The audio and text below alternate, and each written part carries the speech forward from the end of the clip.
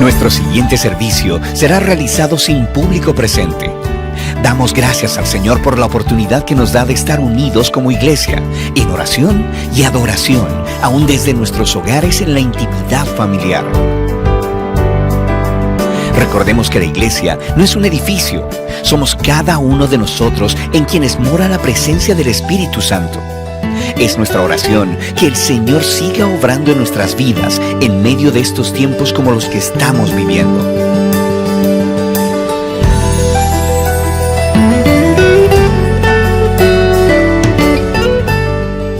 Mi mensaje está basado en un texto de Jeremías 3.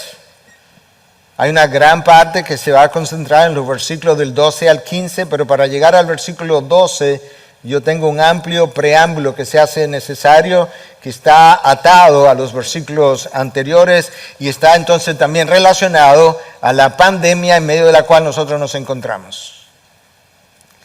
Ya el mundo conoce, cada nación conoce acerca de esta producida por un virus que hoy es conocido como SARS-CoV-2, que produce una enfermedad que se llama COVID-19. SARS, síndrome respiratorio agudo, tuvimos uno ya en el año 2002, 2003, este es el segundo, de ahí el CoV-2. La palabra COVID, terminada en D, la D viene del inglés disease, lo que implica es enfermedad, disease, del coronavirus 19, algo que se inició en el año 2019. Menciono eso simplemente para contextualizar un poco para la historia, ¿verdad?, futura, donde este mensaje pudiera estarse oyendo de dónde estamos como iglesia en el día de hoy. De manera de introducción, yo quisiera usar una vez más las palabras de un pastor muy conocido en Estados Unidos, Ray Ortlund. Él colgó en su cuenta de Twitter esta semana pasada unas palabras que yo creo que vale la pena recordar. Ray es el pastor de la iglesia Emmanuel Church en Memphis, Tennessee. Él es también presidente del Ministerio de Renovación, no Memphis, Nashville, Tennessee. Presidente del Ministerio Renewal Ministries, o Ministerio de Renovación, y miembro del Concilio de la Coalición. Estas fueron sus palabras. Escucha, pueblo de Dios, si los pastores y nuestras iglesias salimos de esto solo para regresar a la normalidad, aliviados, pero sin arrepentimiento, sin oración, sin valentía, habremos desperdiciado nuestro momento histórico. Y él pregunta, ¿qué más tendrá que hacer el Señor para sacudirnos y despertarnos? Yo creo que eso es un comentario de peso de parte de alguien que entiende no solamente la problemática en medio de la cual nosotros estamos, sino que yo creo que él también entiende que la iglesia de Cristo, que se encuentra en medio de la misma problemática, no está ahí por accidente y que no se puede dar el lujo de salir de esa situación de una manera distinta a como entró en ella. Sin lugar a dudas, las enfermedades son fruto de vivir en un planeta caído. Esa es la manera como necesitamos decirlo al inicio. Sin embargo, cuando algo alcanza o cuando algo tiene magnitud o alcance mundial y logra paralizar las naciones, y junto con eso paraliza todo lo que el Señor nos mandó a hacer como iglesia, yo no creo que eso es un momento para pasarlo por alto, sin reflexionar y hacernos la pregunta, ¿qué está haciendo Dios con su iglesia en este momento? Porque esa es la realidad. Dios nos ordenó a congregarnos, Hebreos 10:25. En el momento actual nosotros no podemos hacerlo ni debemos hacerlo. No sería sabio, no sería prudente. Cristo nos pidió que celebráramos la Santa Cena y que hiciéramos eso con cierta regularidad y sin embargo, dadas las circunstancias actuales, no sería sabio tampoco poder hacer algo como eso. El Señor nos ordenó que hiciéramos discípulos de todas las naciones y que lo bautizáramos en el nombre del Padre, del Hijo y del Espíritu Santo, pero estamos impedidos y por buena razón. Dios desea que adoremos corporativamente, que oremos corporativamente, como se nos dice en Efesios 5:19, pero las condiciones no lo permiten. Dios nos llama a que lloremos con los que lloran en Romanos 12:15. En la actualidad los funerales están prácticamente prohibidos. No podemos ir y llorar con los que lloran. De hecho, eso aumentaría el riesgo de transmisión porque el virus se encuentra en las lágrimas también. De tal forma que todas y cada una de las cosas que se supone que una iglesia haga en el presente momento no lo puede hacer. Si no podemos llorar con los que lloran, eso me acuerda a aquel evento descrito en el Antiguo Testamento cuando Dios le anuncia al profeta Ezequiel que él le iba a quitar a su esposa de golpe, de repente, y que no le iba a permitir llorar. Como tampoco podemos nosotros ahora hacerlo. Escucha como lo dice el profeta Ezequiel, capítulo 24, a partir del versículo 15 al 22. Y vino a mí la palabra del Señor diciendo, hijo de hombre, he aquí, voy a quitarte de golpe al encanto de tus ojos. Wow. Él amaba a su esposa. Pero no te lamentarás, ni llorarás, ni correrán tus lágrimas. Gime en silencio, no hagas duelo por los muertos. Átate el turbante, ponte el calzado en los pies y no te cubra los bigotes ni comas pan de duelo. Y hablé al pueblo por la mañana y por la tarde, murió mi mujer. Y a la mañana siguiente hice como me fue mandado. Y el pueblo me dijo, ¿no declararás lo que significan para nosotros estas cosas que estás haciendo? Entonces les respondí, la palabra del Señor vino a mí diciendo, habla a la casa de Israel. Así dice el Señor Dios, he aquí voy a profanar mi santuario, ese es el templo de Jerusalén, orgullo de vuestra fuerza, encanto de vuestros ojos y deleite de vuestra alma, y vuestros hijos y vuestras hijas, a quienes habéis dejado detrás, caerán a espadas. Haréis como yo he hecho, no cubriréis vuestros bigotes, ni comeréis pan de duelo. Ezequiel está en Babilonia, el pueblo ya se ha ido a Babilonia, el reino del sur se ha ido a Babilonia. En el exilio, Dios le hace una aparición, le habla y le dice que su esposa ha de morir y que no la puede llorar y que con eso él estaba tipificando el hecho que vendrían días después, días futuros, múltiples años, cientos de años después, cuando Dios iba a destruir no solamente la ciudad, sino el templo de Jerusalén, el encanto de los ojos del pueblo judío, de la misma manera que la mujer de Ezequiel era el encanto de sus ojos. Y que eso el pueblo lo iba a traer sobre sí mismo como consecuencia de sus iniquidades y que por tanto no valía la pena llorar por tal juicio. En la presente circunstancia no podemos llorar con los que lloran, como ya dijimos. La Biblia comienza con una boda, termina con una boda. No podemos celebrar bodas. Dios nos manda a tener koinonía unos con otros, como vemos en Hechos 2 y en Hechos 4. Nosotros no podemos hacerlo, no debemos hacerlo. Sería inapropiado hacerlo. Y menciono todo esto simplemente porque para mí eso es lo más cerca que yo puedo pensar en una disciplina de Dios para su iglesia. La iglesia no está de vacaciones, no está en un resort. Ciertamente la iglesia no son los templos, los edificios, somos nosotros, pero a la luz de la palabra nosotros no estamos siendo iglesia. un mensaje no es ser iglesia. Obviamente el mensaje está saliendo porque la palabra de Dios nunca ha sido encadenada y no lo va a hacer en esta ocasión. Nosotros no podemos saludarnos con un beso santo, como Pablo llama a los creyentes a hacer en 1 Corintios 16, 20, 2 Corintios 13, 12 y 1 Tesalonicenses 5, 26. No podemos hacer nada de aquellas cosas a las cuales fuimos instruidos y hay razones para no poderlo hacer. Si Dios está en control de todo lo que ocurre en su universo, es Dios quien ha sometido a su propia iglesia a las condiciones actuales.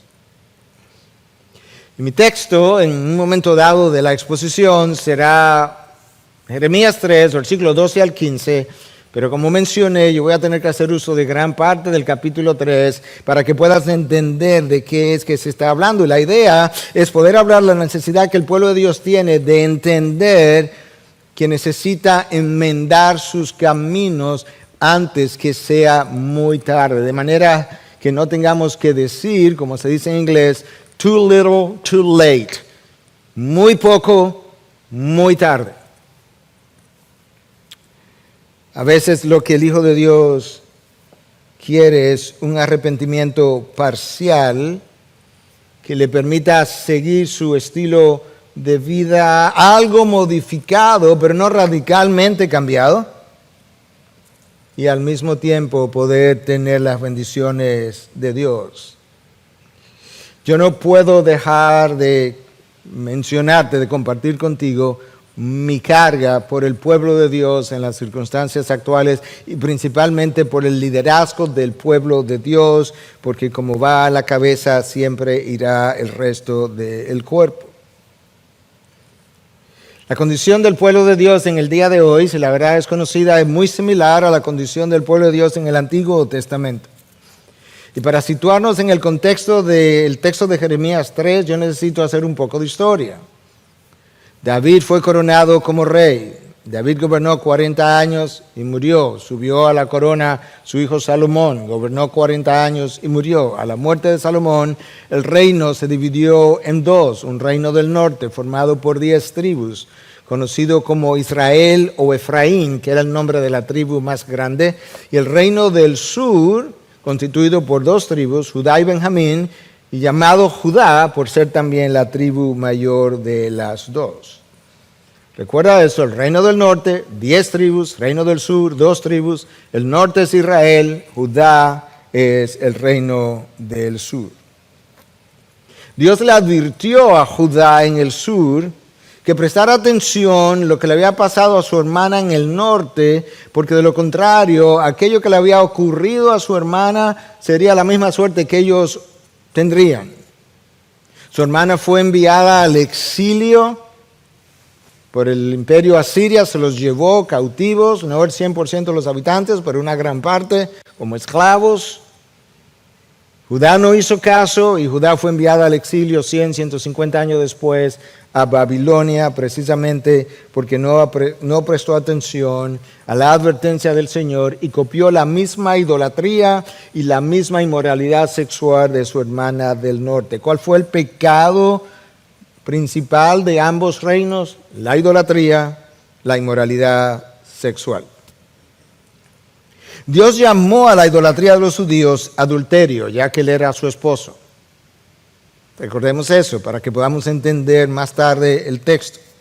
El Señor comparó la idolatría de Israel con el acto sexual de una prostituta, de manera chocante en ocasiones, sobre todo en el lenguaje original. Escucha lo que Ezequiel dice en 16:25.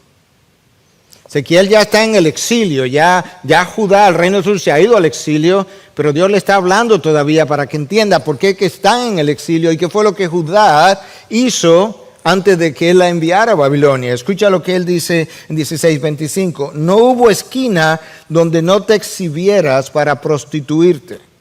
Escucha estas palabras chocantes. Te abriste de piernas a cualquiera que pasaba y fornicaste sin cesar. Abriste las piernas a cualquiera que pasaba, a cualquier transeúnte, y fornicaste con él. Y con eso Dios estaba haciendo referencia a los ídolos y a los actos de adoración que Israel sostuvo y mantuvo debajo de cada árbol frondoso. Allí había un altar. A cada acto de adoración Dios llamó fornicación. Con lo único que Dios pudo comparar la idolatría del pueblo hebreo fue con la fornicación y el adulterio. Escucha lo que Dios dice en Jeremías 3, es el capítulo nuestro, pero voy a llegar hasta el versículo 12, pero tengo que llegar ahí primero. Fíjate bien en esas lomas estériles, 3:2, primera parte, donde no se han acostado contigo, esa es la versión internacional. Dios le dice a Israel, fíjate, mira las colinas, en los altos, los lugares altos, donde que no has fabricado un altar, pero ese no es el lenguaje que él usa, él dice, donde no se han acostado contigo. Phil Ryken en su comentario sobre este libro dice que la palabra ahí traducido acostado contigo implica violencia sexual y es como si Dios dijera, ¿a dónde es que no te han violado? Y él agrega, Israel quería pasar un buen tiempo, como dirían en inglés, have fun. Israel pensaba, bueno, estamos teniendo incluso estas orgías en ocasiones con mujeres de otros pueblos, en medio de su adoración pagana, estamos teniendo un buen tiempo de entretenimiento. Y Dios dice, lo que tú llamas un buen tiempo no es más que una violación de mi esposa. Me están violando mi esposa Israel. Tus ídolos los están haciendo. Así ve Dios nuestras idolatrías. Porque al final somos nosotros los que sufrimos las consecuencias de nuestros buenos tiempos. Que no son buenos. Traen enormes y largas consecuencias sobre su pueblo. Dios dice, te han violado. Los dioses ajenos, dice Phil Ryken, siempre son abusivos. No hay dioses ajenos, pero aquellas cosas que nosotros abrazamos como ídolos son esos dioses ajenos. Esos ídolos abusan de nosotros sin ni siquiera existir. Nos causan daño, nos traen consecuencias, nos alejan de Dios, nos roban el gozo. Nos roban la esperanza, nos roban la pasión por la palabra de Dios, por las cosas de Dios, aún por el reino futuro, y todo se convierte otra vez en el aquí y el ahora. Dios dice, lo que tú llamas buen tiempo, yo le llamo violación sexual. Tus ídolos te violan y te dejan sangrando del alma. Ese es el contexto, ese es el trasfondo del texto donde nosotros vamos a llegar. Escucha lo que Dios dice ahora en el mismo versículo 2, donde yo leí la primera parte, te voy a leer la segunda parte. Te sientas junto al camino como una prostituta en espera de un cliente. ¡Wow! Dios no pudo usar un lenguaje más gráfico para describir lo que es la idolatría ante sus ojos. Esto que te leí, te la leí de la nueva versión, de la nueva traducción viviente. Te sientas sola como un nómada en el desierto, contaminaste la tierra con tu prostitución y tu perversidad. La idolatría para Dios tiene el mismo peso que la fornicación y el adulterio. Y eso es como la iglesia luce cuando coquetea con el mundo. Eso es como el creyente luce cuando habla en nombre de Dios, pero vive el estilo de vida del mundo. ¿Cómo lucimos? Como una prostituta que espera en la calle por su próximo cliente. ¿Y qué significa eso, mi próximo cliente? Mi próximo cliente es una nueva forma que el hombre imagina de pecar con la intencionalidad en cada nuevo diseño de no ser descubierto, como si lo que importara es que el hombre me descubriera y no que Dios conociera. Esa nueva forma de pecar es tu nuevo cliente en el lenguaje figurado que venimos usando. Jeremías continúa en el versículo 4. ¿No acabas de llamarme Padre mío? Tú eres el amigo de mi juventud, pensando. Y tú estás pensando, me llama Padre mío y me llama amigo de mi juventud. Y esto es lo que tú estás pensando. ¿Guardará rencor para siempre? Mi Padre, mi amigo de la juventud, ¿estará indignado hasta el fin? Escucha lo que Dios dice. He aquí, así has hablado, pero has hecho lo malo y has hecho tu voluntad. ¿Qué es lo que Dios está diciendo? Tú hablas de una manera, tú actúas de otra manera. Cuando hablas me llama Padre, cuando hablas me llama el amigo de tu juventud, pero ¿sabes qué? Cuando vas a vivir, vives de otra forma. Tú me llamas que yo soy un buen padre, eso eres tú, ese soy yo, como dice la canción. Pero luego salimos y hacemos nuestra voluntad de día y de noche. Jeremías continúa en el capítulo 3, versículo 6, un poco más largo, escuche, del 6 al 10. Durante el reinado de Josías, Dios trajo un avivamiento durante el reinado de Josías. El Señor me dijo, ¿te has dado cuenta de lo que ha hecho la caprichosa Israel? Es el reino del norte. Como una esposa que comete adulterio, Israel ha rendido culto a otros dioses en cada colina y debajo de todo árbol frondoso. Yo pensaba, después de haber hecho todo esto, que regresaría a mí, dice Dios, pero no lo hizo. Y su desleal hermana Judá lo observó, ese es el reino del sur. Vio que me divorcié de la infiel Israel debido a su adulterio. Dios la envió al exilio, le dio certificado de divorcio. Pero Judá, esa hermana traicionera, no tuvo temor y ahora ella también me ha dejado y se ha entregado a la prostitución. Israel en el norte, 10 tribus, me dejó y se entregó a la prostitución, a sus ídolos. Judá hizo exactamente lo mismo y la historia de su hermana no le sirvió de advertencia. Israel no tomó en serio lo que yo le decía, no le parece nada fuera de lo común cometer adulterio al rendir culto a ídolos hechos de madera y de piedra. Israel llegó a pensar, ¿cuál es la gran cosa? Esto es común, esto es normal. Así que ahora la tierra se ha corrompido. Sin embargo, a pesar de esto, su infiel hermana Judá, el reino del sur, nunca ha vuelto a mí de corazón, solo fingió estar apenada. Yo, el Señor, he hablado. Judá, el reino del sur, vio el reino del norte cometer todo tipo de abominación idolátrica y en vez de ser, y vio también el juicio que Dios trajo sobre ellos y lo envió al exilio, en vez de servirle de escarmiento, hizo exactamente lo mismo y luego dice que el reino del sur no volvió su corazón, que simplemente lo fingió. Fingió haberse arrepentido. Lo dijo, pero no lo hizo. Su arrepentimiento fue solo de palabras, pero nunca de hechos.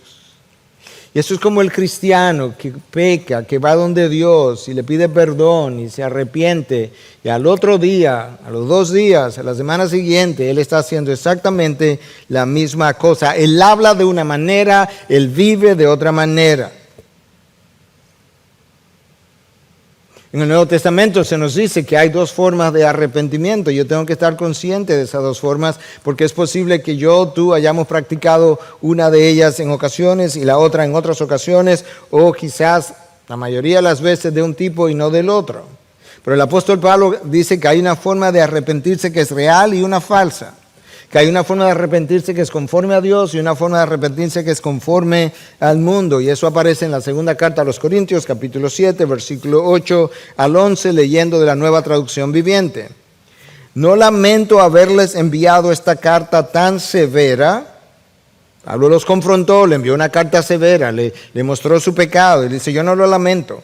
Aunque al principio sí me lamenté, porque sé que les causó dolor durante un tiempo. Ese es uno de los problemas de las voces proféticas, que cuando tú traes la confrontación causa un dolor y ese dolor a ti te duele y tú lo lamentas, pero luego Tú recapacita, como Pablo lo hace, dice, ahora me alegro de haberla enviado, no porque los haya lastimado, sino porque el dolor hizo que se arrepintieran y cambiaran su conducta.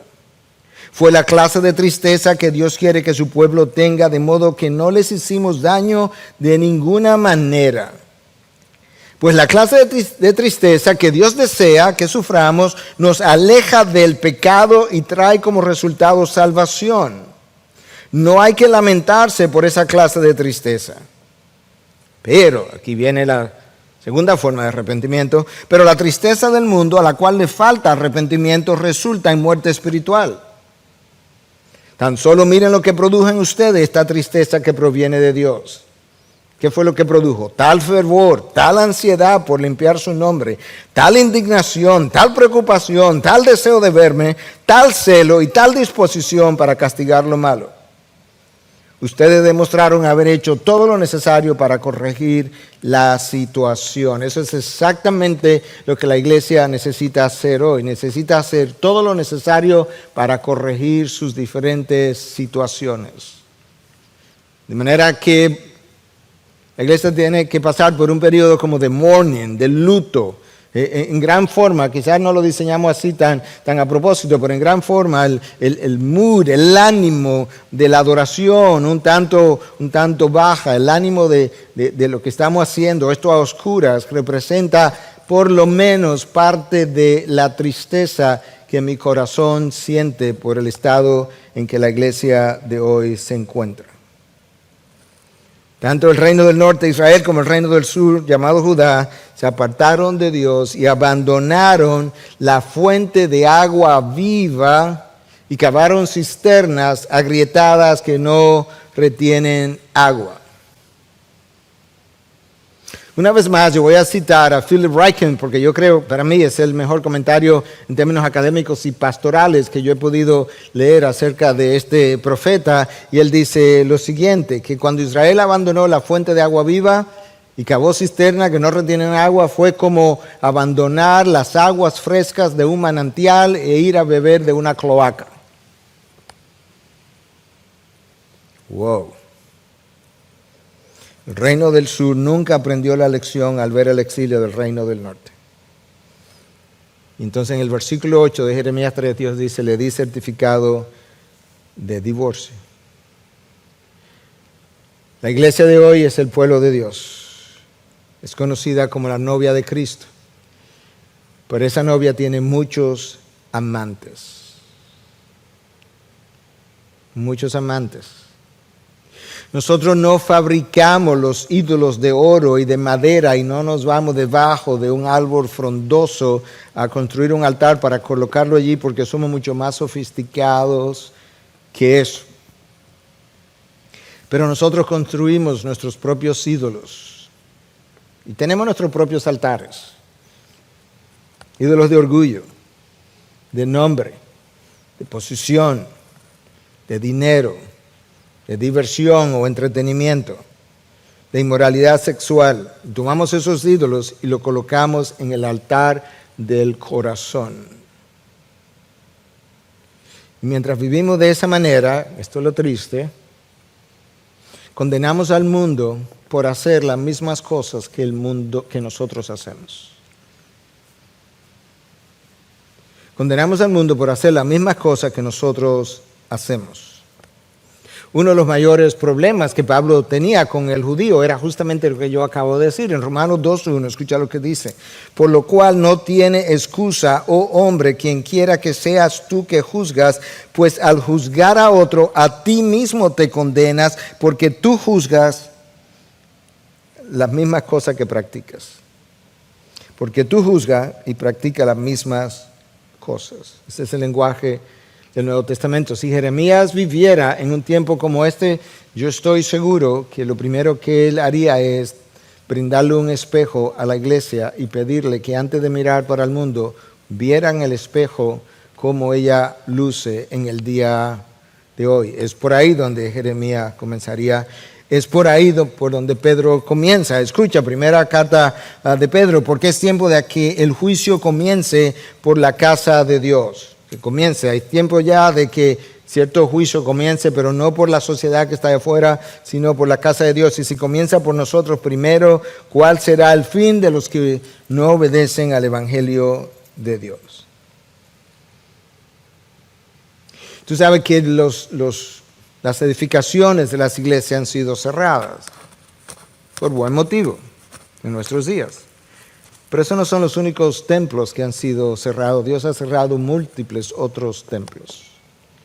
Los templos de adoración al cuerpo, que muchos llaman gimnasios, han sido cerrados. Yo sé que muchos van ahí por razones de salud, pero sabemos que múltiples otros van por otras razones. Me contaba una terapista a quien conozco que aquellos que van y se ejercitan, aquellos hombres que van y se ejercitan y que han logrado desarrollar sus músculos abdominales hasta que se le forman cuadritos, cuando están sudados ellos usan la camiseta y se levantan hasta el rostro para secarse con la intencionalidad de exhibir lo que ellos han desarrollado con el ejercicio. Los templos dedicados al entretenimiento y a la comida han sido cerrados. Los templos dedicados a la embriaguez han sido cerrados. Los templos usados por mucha gente, no todo el mundo, pero por mucha gente que tiene nombre de salones de belleza, han sido cerrados. Los templos llamados casinos, donde se juega con el ídolo número 1 de la humanidad, han sido cerrados. Y el ídolo número 1 del mundo, llamado dinero, como acabo de decir, ha sufrido un duro golpe, hoy se tambalea y es posible que mañana se caiga. Ese es el trasfondo de Israel antes de que Jeremías pronuncie las palabras con las que vamos a lidiar de aquí en adelante. Pero quería usar a la iglesia en su contexto hoy para que podamos ver que esto no es simplemente algo que tiene que ver con el pasado, esto es algo que tiene mucho que ver con el presente que tú y yo estamos viviendo. Escucha ahora entonces mi texto. El título de mi mensaje es Volveos a mí. El versículo 12 al 15 entonces dice lo siguiente de Jeremías 3. Ve y proclama estas palabras al norte y di, regresa, infiel Israel, declara el Señor. No te miraré con ira, porque soy misericordioso, declara el Señor. No guardaré rencor para siempre. Solo tienes que hacer una cosa, Israel. Solo reconoce tu iniquidad, pues contra el Señor tu Dios te has rebelado. Has repartido tus favores a los extraños bajo todo árbol frondoso y no has obedecido mi voz, declara el Señor. Volved, hijos infieles, declara el Señor, porque yo soy vuestro dueño y os tomaré 1 de cada ciudad y 2 de cada familia y os llevaré a Sión. Entonces daré pastores según mi corazón que os apacienten con conocimiento y con inteligencia. Dios llama a Jeremías que profetice al reino del norte y algunos han pensado que él fue enviado a las 10 tribus que se habían ido a Asiria y que allá pudiera ir y perseguirlo y traer a algunos de regreso hasta Jerusalén. De hecho, el Talmud judío así es como lo piensa, como lo tiene. Pero muchos otros piensan que quizás Jeremías fue simplemente enviado al norte del territorio de Israel, donde estaban las 10 tribus, porque ahí quedó gente judía cuando otros se fueron al exilio y que Dios estaba llamando a ese remanente que estaba ahí todavía a que regresara a Dios y pudiera entonces juntarse con Judá y formar un solo pueblo. Entonces, en el texto que yo leí hay 4 observaciones que yo quisiera hacerte en el resto del tiempo que tenemos. Número 1, nosotros encontramos un llamado a regresar a Dios o un llamado al arrepentimiento. Número 2, nosotros vemos el carácter misericordioso de Dios como la base para llamar al pueblo al arrepentimiento, no la justicia, el carácter misericordioso de Dios. Número 3, Jeremías describe la condición para el perdón de pecados. Y número 4, la promesa para un pueblo que así se arrepiente. Obviamente vamos a comenzar por el primer punto de enseñanza, que es el llamado al arrepentimiento o el llamado a regresar. Regresa, oh Israel. Ve y proclama estas palabras al norte y di: regresa, infiel Israel, declara el Señor. Jeremías lloraba por la condición espiritual del pueblo. Ese era uno de los problemas de los profetas, que el profeta le dolía profundamente la condición del pueblo. Y aunque su confrontación sonara severa, su corazón estaba partido en dos. Jeremías es conocido como el profeta llorón. El pueblo se había apartado mucho, y no se había percatado de lo mucho que se había apartado. Y Dios usa al profeta Jeremías para llamar a su pueblo a regresar. La palabra regresar en sus diferentes formas en este capítulo 3 aparece 18 veces. ¿Puedes creer eso? Y en el libro de Jeremías aparece no menos de 90 veces. Eso nos deja ver dos cosas. Lo insensible que fue el pueblo a la voz de Dios, que Dios tiene que usar un profeta, un libro de un profeta, y repetir la idea de regresar 90 veces. Pero también nos deja ver la insistencia de ese Dios fiel que continúa persiguiendo a su amada infiel con la intención de hacerla regresar a su presencia. De manera que eso es bueno que lo recordemos. Regresa es una forma de llamar al pueblo al arrepentimiento. Y la palabra regresa aparece en el versículo 12, en el versículo 14, en el versículo 22 y otras formas aparecen en otros versículos de este mismo capítulo. El arrepentirse en el libro de Jeremías implica dos cosas. Número uno, tú dejas atrás tus ídolos anteriores. Y número dos, tú te mueves en dirección y cercanía de Jehová. No es uno solo. No es que tú vas a permanecer con tus ídolos y te los va a llevar para acercarte a Jehová de manera que tú puedas tener lo mejor de los dos mundos. No, eso no es arrepentimiento y regresar a Dios. Regresar a Dios implica que tú te vuelves a Dios para alinearte con sus prioridades. Dejamos nuestros ídolos, dejamos nuestras formas pecaminosas de vivir, nuestros estilos de vida pecaminosos. Pero lamentablemente el creyente frecuentemente en el Antiguo Testamento, en el Nuevo Testamento, en la historia presente, frecuentemente quisiera muchas veces poder acercarse a ese Dios, tener sus bendiciones, pero al mismo tiempo guardar unos ciertos amoríos con sus ídolos. Es como el esposo que quiere tener una esposa y un amante, o como la esposa que quiere tener a su esposo y un amante. Dios dice: conmigo no puede jugar. Mira lo que le dice a mi pueblo: tienes que regresar, y tienes que regresar de manera incondicional a alinearte conmigo. ¿Y qué implica alinearme con Dios? Implica ser de una misma mente con Él.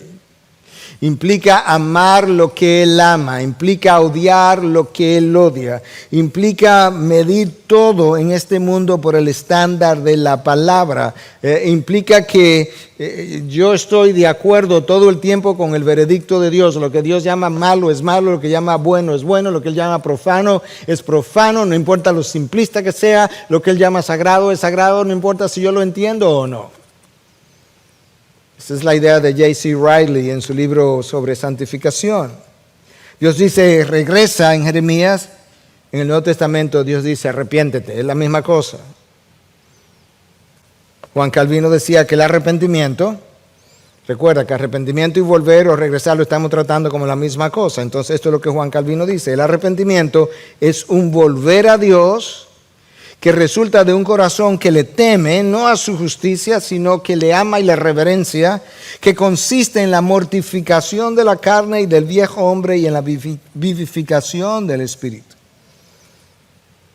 Entonces, el primer punto de enseñanza de esos versículos que leímos del 12 en adelante es el llamado de Dios persistente, continuo, a regresar a una esposa infiel que se resiste a la voz de su amante de regresar a su compañía de manera exclusiva. Número 2, Dios hace ese llamado al arrepentimiento en base a su carácter benevolente. Segunda parte del versículo 12. El llamado está en la primera parte del versículo 12 y la base para el llamado a regresar está en la segunda parte, que es su carácter benevolente. No te miraré con ira. Imagínate a este esposo contra quien la esposa ha sido adúltera múltiples veces y le está haciendo un llamado finalmente. Le dice, ¿sabes qué?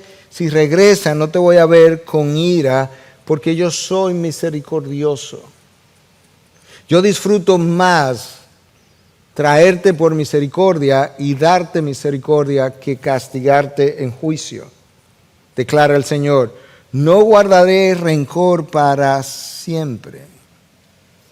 La palabra ahí misericordioso es Hesed en el original. Es como si Dios estuviera diciendo esto. La base del llamado al arrepentimiento es su carácter bondadoso. Y es como entonces Dios estuviera diciendo, como yo perdono, ven y arrepiéntete. Como yo perdono, ven, arrepiéntete. Como mi gracia es mayor que cualquiera de tus pecados, ven y sé sincero y humíllate. ¿Por qué? Porque mi gracia es mayor que cualquier cosa que me puedas contar. Es como si Dios estuviera diciendo, como soy fiel a pesar de tu infidelidad, ven y confiesa tu infidelidad. Porque cuando la confiese, tú no me vas a hacer a mí infiel. Yo soy fiel a pesar de tu infidelidad. Ven, yo te invito. Tú puedes ver entonces que nuestro Dios es tan extraordinario que después de casarse con su pueblo, después de observar su prostitución, cuando me llama en base a la misericordia. Eso es exactamente lo que el libro de Oseas muestra con Gomer, la prostituta, con quien él se casa y ella vuelve y se prostituye y él va al mercado y vuelve y la compra y vuelve y la trae, ilustrando cómo Dios hizo con su pueblo. Número 3, tercer punto de enseñanza, hay una condición para el perdón de Dios, que está en el texto. En el próximo versículo, versículo 13, solo reconoce tu iniquidad. Oye Israel, tus pecados son muchos.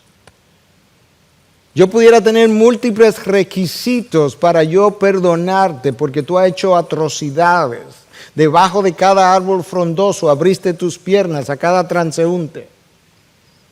Esperaba como un nómada en el desierto que espera por su próximo cliente. Yo pudiera exigirte grandes cosas, sin embargo, yo te he reducido la condición para mi perdón a una sola cosa. Reconoce tu iniquidad, pues contra el Señor tu Dios te has rebelado. Reconoce que has sido rebelde, reconoce que has sido inicuo. Has repartido tus favores a los extraños bajo todo árbol frondoso. Es un lenguaje para referirse a los ídolos y a los altares debajo de cada árbol frondoso, pero él usa un lenguaje que hace alusión a la prostituta que distribuye sus encantos, ofrece sus encantos a cada uno de sus clientes. Esto es lo que, como Dios lo dice, has repartido tus favores o encantos a los extraños bajo todo árbol frondoso y no has obedecido mi voz, declara el Señor. El verdadero arrepentimiento requiere de un verdadero reconocimiento. Admite tu iniquidad, reconoce tu pecado. El verdadero arrepentimiento reconoce nuestra conducta pecaminosa y reconoce algo más: que nadie más es responsable de mi pecado que no sea yo. Santiago 1 lo dice perfectamente. Eso habla de que yo estoy verdaderamente como en el camino del verdadero arrepentimiento. Nadie más es responsable de mi conducta pecaminosa ni de mis sentimientos pecaminosos que no seamos nosotros mismos.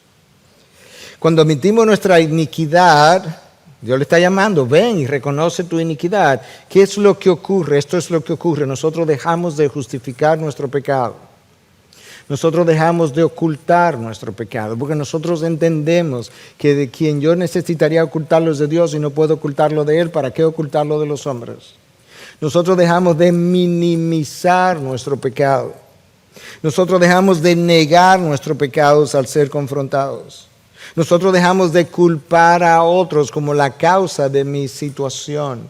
Cuando esas cosas no están,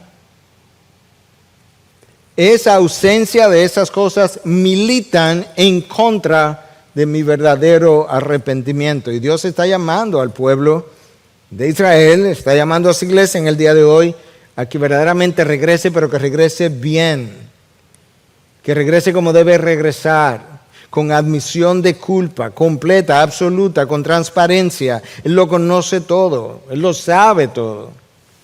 Él está dispuesto a darte misericordia, pero no con reconocimiento parcial.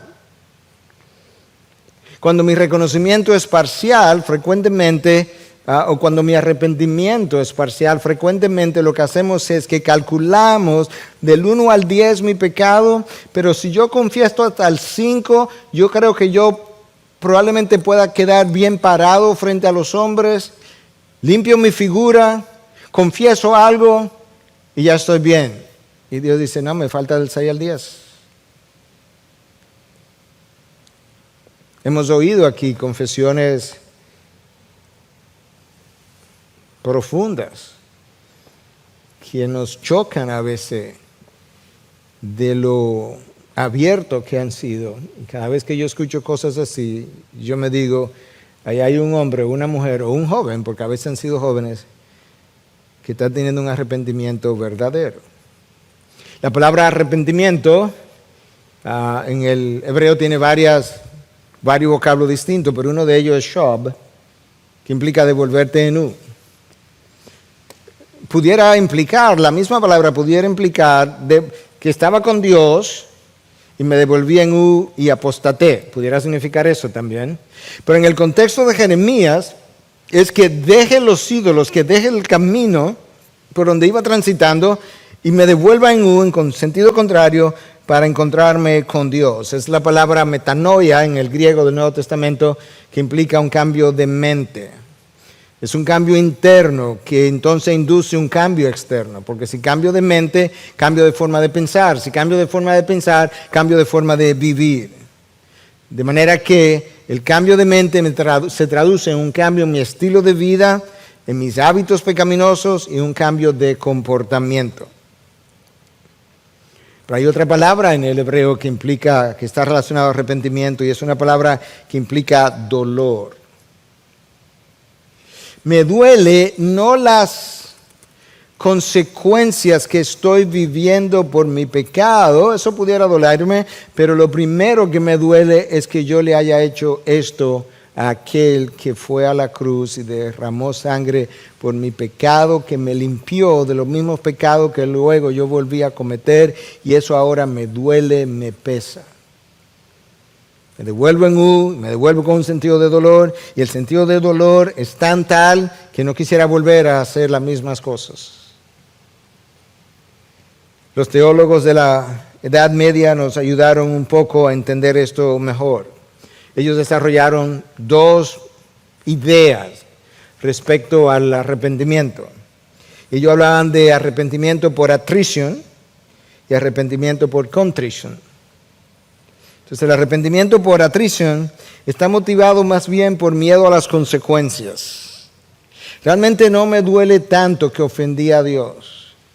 Realmente, si las consecuencias no me fueran a llegar, yo prolongaría mi práctica de pecado, porque es realmente a las consecuencias que le tengo pavor, y eso es un arrepentimiento por attrition, probablemente no dejaríamos de pecar ni siquiera. El arrepentimiento por attrition, decían estos teólogos, nos lleva a calcular hasta dónde yo debo confesar sin tener que llegar a confesarlo todo para preservar la imagen, el buen nombre, pero poder calmar mi conciencia y decir, ya yo confesé. Ese arrepentimiento no busca reparar el daño causado al otro, sino evitar las consecuencias. Y por eso siempre queremos saber cuál es el mínimo que yo tengo que hacer para evitarme las consecuencias. Pero luego los teólogos de la Edad Media nos ayudaron a entender que hay otro tipo de arrepentimiento que es por contrition, contrition en inglés, que me causa a mí un pesar y dolor por haber ofendido al esposo Dios, al esposo de la iglesia Cristo. Y entonces el creyente que está sintiendo ese arrepentimiento comienza a pensar de qué manera yo puedo actuar, número 1, para complacer a Dios. Número 2, ¿qué es lo que yo tengo que hacer para jamás volver a estar lejos de Él? Número 3, ¿qué es lo que se requiere para yo no volver a andar por el mismo camino? Me voy a devolver, y en este camino me voy a devolver hacia Dios, pero ¿qué es lo que yo necesito hacer para que después que me regrese a Dios yo no me devuelva otra vez al lugar y a las prácticas anteriores? Si la motivación realmente es la gloria de Dios, entonces habrá en nosotros una disposición de querer regresar a ese Dios y de arrepentirnos de cada pecado del cual yo esté consciente.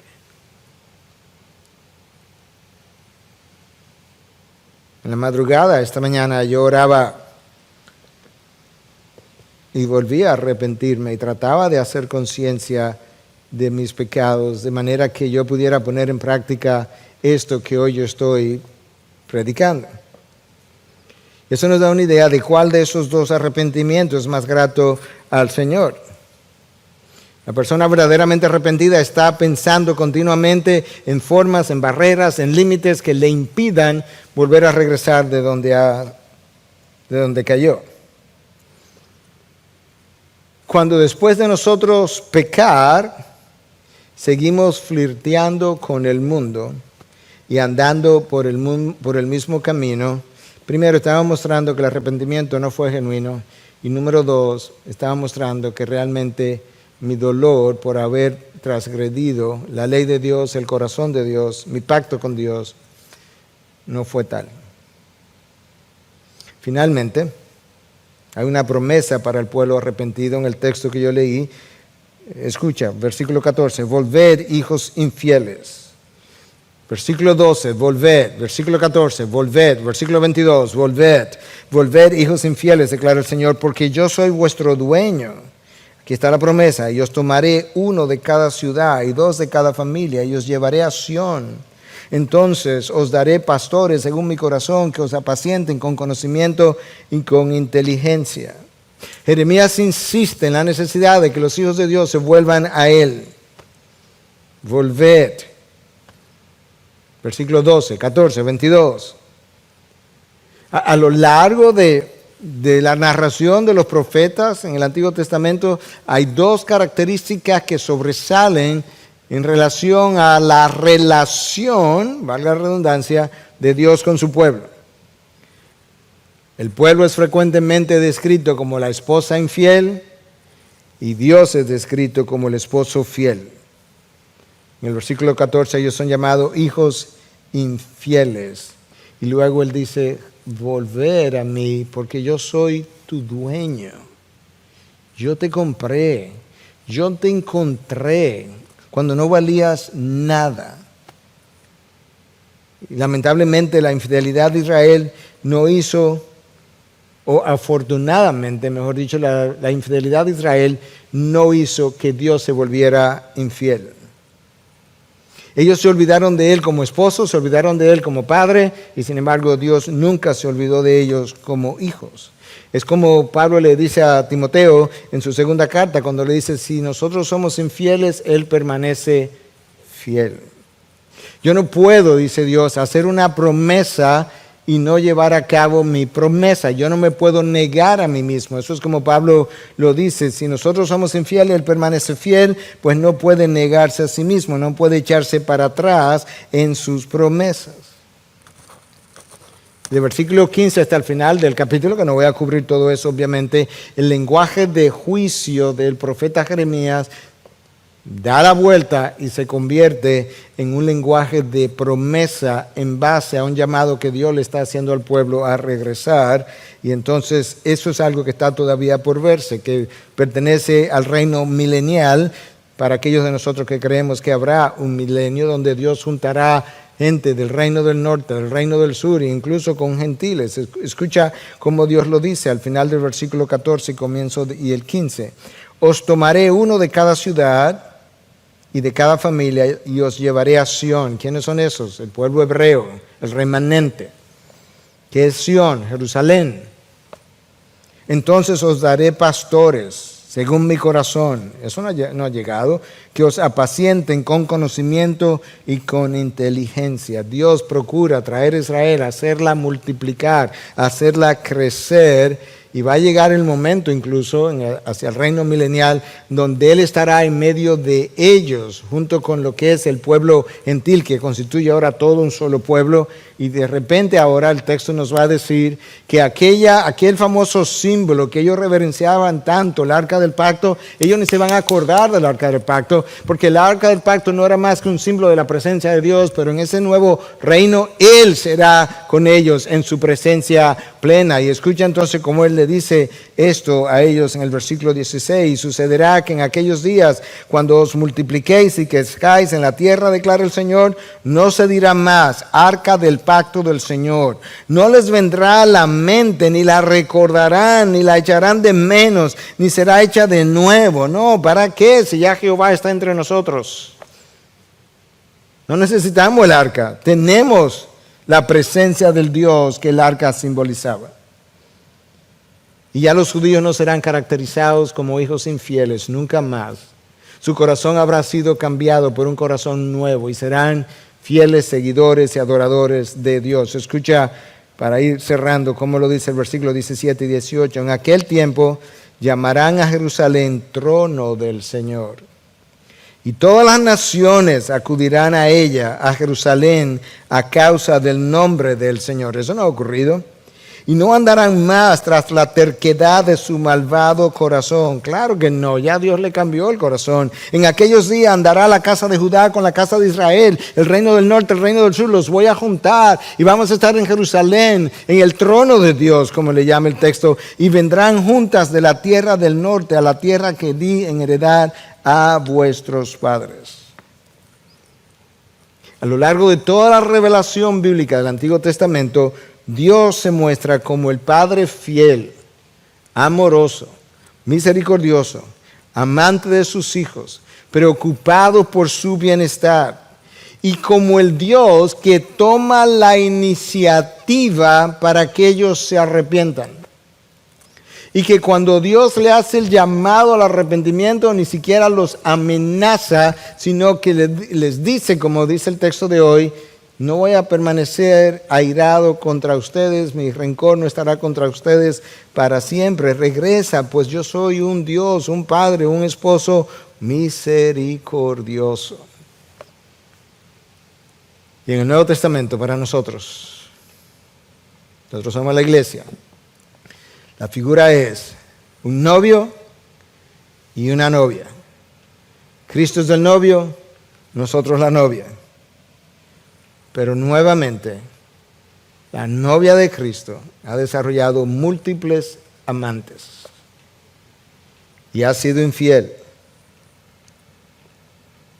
Y en mi opinión, esto es un tiempo donde Dios está llamando a la sociedad, por un lado, a reconocer sus caminos desviados y buscar de Él. Pero antes de hacer eso a la sociedad, se lo está haciendo a su pueblo. Porque es su pueblo el portador de las buenas nuevas, del mensaje de salvación y de la luz y de la verdad y de la sal. Y por eso es que mi llamado en el día de hoy, una vez más, es a volvernos de nuestros malos caminos, a enmendar nuestros caminos. Aprovechar este día de ayuno y oración internacional para tener tiempo especial de arrepentimiento, de introspección, de recogimiento. De manera que cuando la pandemia pase, nos encuentre en un estado espiritual robustecido y no de la misma manera como nos encontró al principio. Para el ser humano, como ya aludió el pastor Héctor, el coronavirus, no es su principal problema.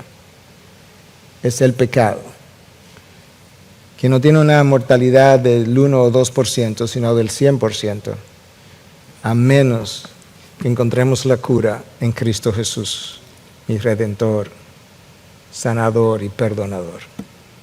Iglesia, piensa, reflexiona, ora, humíllate, busca su rostro, háblale a Dios, dile que te muestre, que te enseñes, y que al final de este camino tú y yo hayamos sido santificados por la obra misericordiosa del Espíritu de Dios. Gracias por participar en este servicio de adoración desde tu hogar, en medio de circunstancias que nos impiden congregarnos todos juntos en un mismo lugar. Oramos para que pronto podamos volver a hacerlo. Y mientras, recordemos que donde quiera que estemos, seguimos siendo la iglesia de Jesucristo. Mantengámonos vigilantes en oración, confiando y esperando en nuestro soberano Dios, quien controla todas las cosas y cuida de su pueblo. Recuerda que, aunque nuestras actividades y ministerios permanecen suspendidos, puedes acceder a nuestros sermones, estudios bíblicos, música, artículos de interés y demás recursos audiovisuales a través de nuestros portales web, laivi.org e integridadysabiduría.org.